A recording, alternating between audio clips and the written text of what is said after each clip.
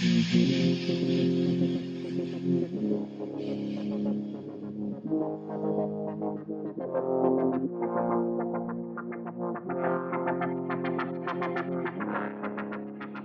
July 24 is really a significant day.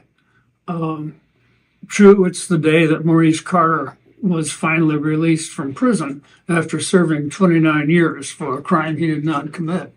But it's also the climax of a much stronger effort than is reflected simply by his release. One must remember in the mid-1990s, Maurice Carter and I didn't even know each other. And we met thanks to the introduction by a friend. And together we started working. He claimed his innocence. I wasn't sure of that at first, but he kept providing documents, and I became very convinced of it. And not only did I become convinced of his case, but he and I became very good friends over a period of time. But Maurice had no one helping him to begin with. I shouldn't say no one. There were a couple friends who stuck with him, and he had very little family, only a cousin. His mother was elderly and was unable to help. And so when I came aboard, suddenly his team doubled in all effectiveness. And so we started working then, and it took years. I mean, for several years, almost nothing happened. But then it started going. And by the time July 24 of 2004 came around, we had, I still contend this was one of the best organized, well-oiled machines to free a prisoner in Michigan history. We had 3 innocence projects from the United States involved. In addition, we had one from Canada. So 4 innocence projects involved, all nationally known people. We had international coverage. We had Dutch television there. We had Canadian newspaper there. It was really something. And this did not go unnoticed by the state. And that's what leads me to talk about July 24 a little bit before we watch this wonderful video. Because the state was afraid. They knew exactly what we had going on. And the state was terribly afraid this was going to turn into a circus. And so, for example, for his public hearing, the chairman of the Michigan Parole Board called me on my cell phone and wanted a meeting, and he and I helped set up that meeting. Now, it's almost unheard of for the chairman of the parole board to be calling a little guy who works to help a poor black man get out of prison, but he did. And the same thing happened when the release date was finally announced that Maurice was going to get out. The publicity director, Leo Lalonde, who was director at that time of the MDOC publicity program, contacted me and insisted that I meet him at Duane Waters Hospital, which is where Maurice Carter was housed at that time, which is in the city of Jackson. And so I drove to Jackson and met with Leo Lalonde there. And then the bombshell started falling.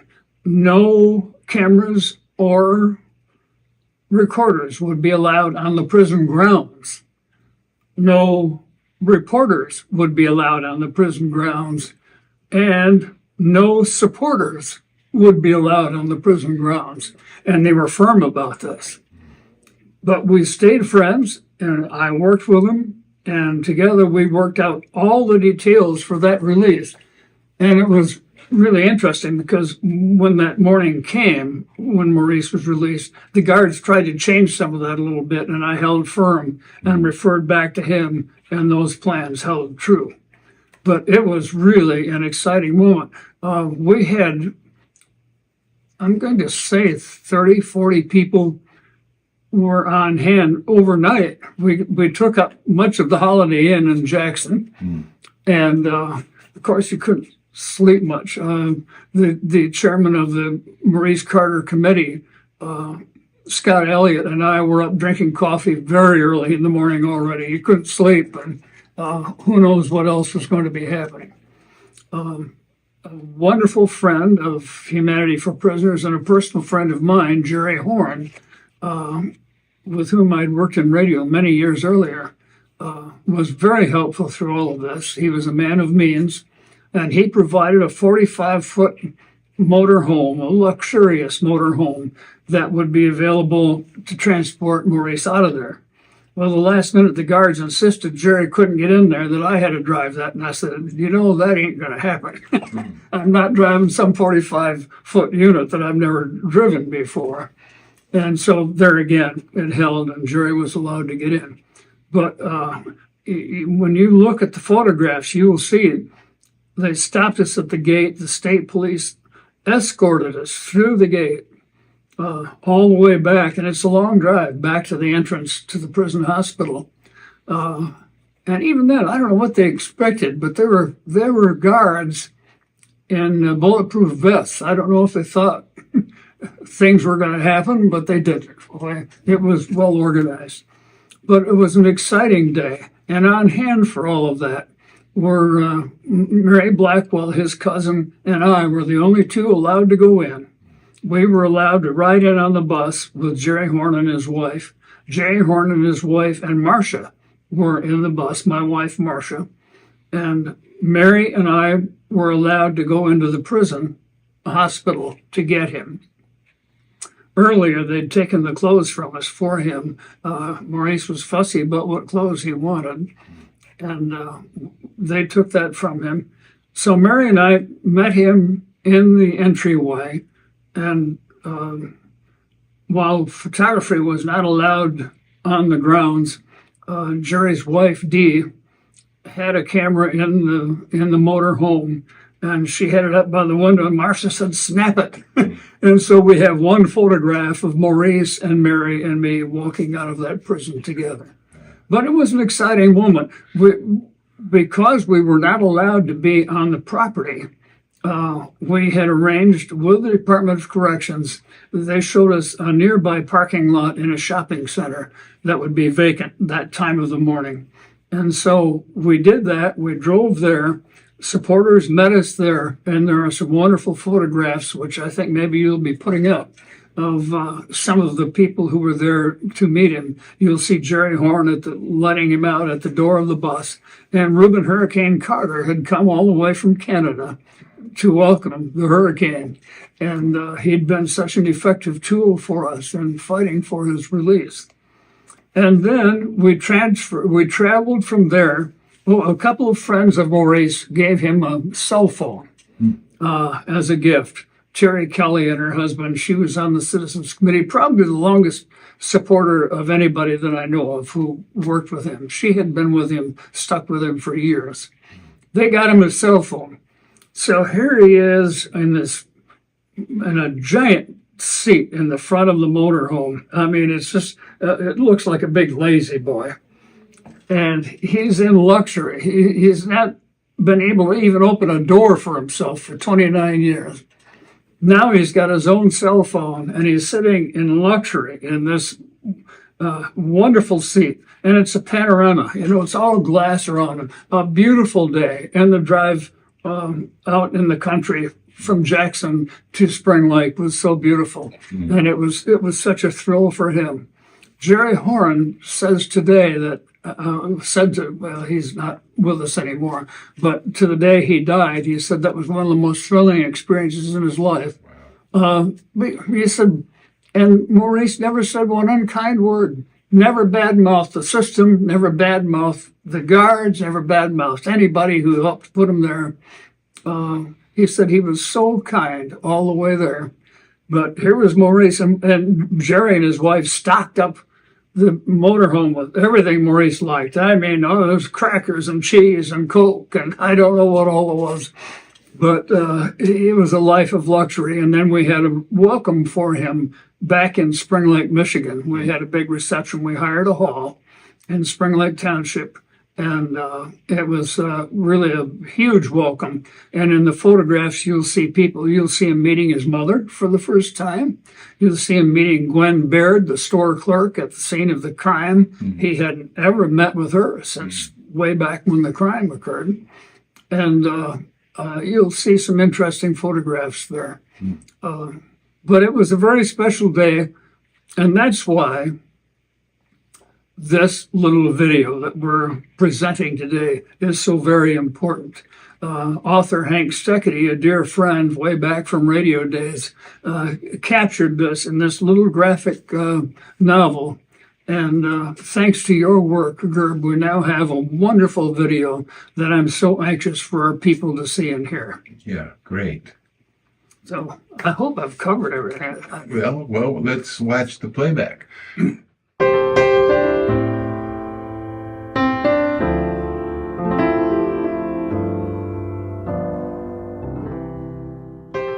This is a true story of two friends, Doug, whose nickname is the Douger, and Maurice Henry Carter, who went to prison for something he did not do.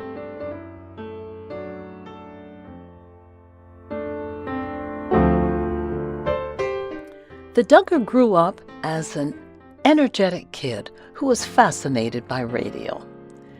This was way back in the 1940s, long before lots of TV and internet.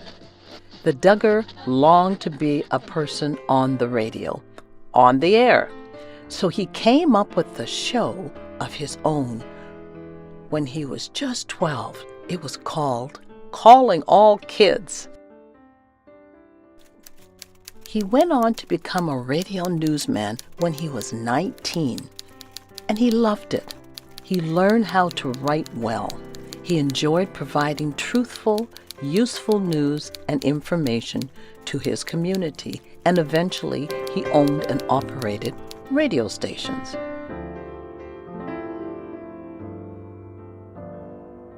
The Douger was taught to play the piano when he was a child, and he loved to make music, and he was part of a singing quartet in high school. When he was older, he was a pianist for a touring duet featuring Ernie and Gary, and it was called I Sing of Thee.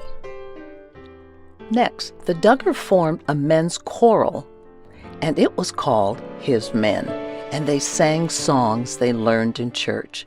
They even performed on international radio and TV. Wonderful, merciful Savior, precious Redeemer and friend, who would have thought that a lamb could... The Douger also became a salesperson of church organs, and he could play them all too.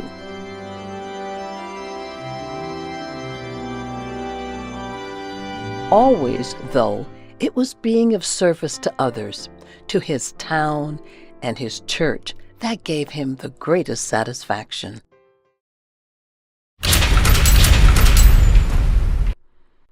At a point along the path of the Douger's life, he realized that prisoners were people who nobody seemed to care about. Well, this was when the Douger visited a prison and met a convict named Maurice. Maurice needed help proving that he was not guilty of the crime for which he was convicted. Maurice impressed the Douger as a man with a kind heart.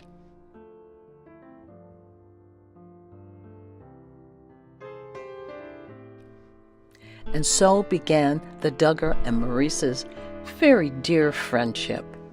Their skin colors were different, but soon they would call each other brother.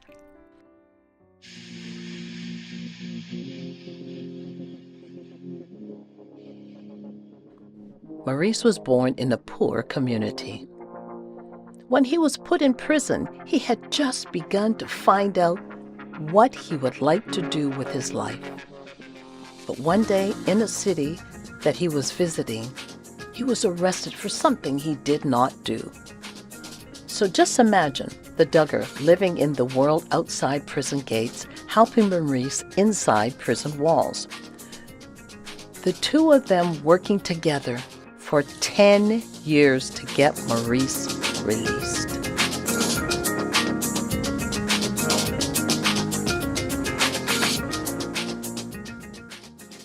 Maurice did all he could, especially writing letters, to gain his rightful freedom. It was a time of struggle, with disappointments for both men. Maurice and the Douger kept going, though while helping each other to stay hopeful even when the authorities would not listen. There were many friends, several in the churches, who would try to help and get together to pray for Maurice's freedom. Special lawyers from around the United States and Canada helped. Among those who helped was a famous boxer with the same last name as Maurice, Reuben "Hurricane" Carter. Had written a book and had a movie made about how he was put in prison for something he did not do. All along, as the Douger and Maurice tried for Maurice's freedom, the Douger made friends with other prisoners he met. Then, after such a long time, on a marvelous day in summertime, Maurice Henry Carter was released. He had spent 29 years of his life imprisoned. The governor of Michigan set him free to be given medical care. There was a celebration when Maurice walked out of the prison gate. His mom, the Douger, and lots of others shared big hugs. People shed tears of joy. Then friends, family, and the Douger, Maurice's brother, had Maurice sit up front in a big motorhome as they drove away from the prison. Of course, Maurice was so happy and grateful. There was a special program in the Douger's church where members had been so helpful. The Maurice and the Douger had the idea to start an organization to help prisoners and their families with all of the problems that imprisonment causes. Today, that organization is called Humanity for Prisoners, or HFP for short. And it's helping more and more prisoners every day. Requests for help keep pouring in. Maurice and the Douger knew this service was necessary. Meanwhile, though Maurice had been let out of prison, the illness he got in prison became worse, and he had to have special treatments to save his life. This was when Maurice and the Douger's story took a very sad turn. Maurice died just after 3 months of his new freedom. The prison had not only wrongfully taken 29 years of his life, he was also not given proper health care. Maurice's family, the Douger, and his family, who had grown to love Maurice, too, mourned the loss of the gentle Maurice. The lives of Maurice and the Douger were made very meaningful by their joining together in Maurice's cause. The Douger and many others carry Maurice's memory in their hearts every day. Many people far and wide know more about the problems with prisons because of Maurice's tremendous sacrifice. As Maurice was dealing with his illness after his release, visitors would often find him outside the riverfront care facility where he lived, sitting quietly in the sun. Visitors had very nice chats with him that he so enjoyed, and oh yes, he had developed an irresistible fondness for a certain new burger at a fast food place. When he and the Douger would get anywhere near it, he just had to have one of those burgers, so delicious compared to prison food.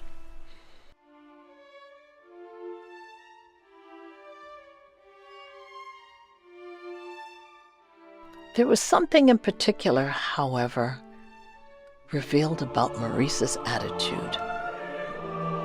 When Maurice was first put in prison, he was upset and angry. But that had changed over those many years of frustration. He did not have bad feelings for the people who imprisoned him. He was not bitter. It says so much about him, the kind of man he was, that he had such a forgiving heart.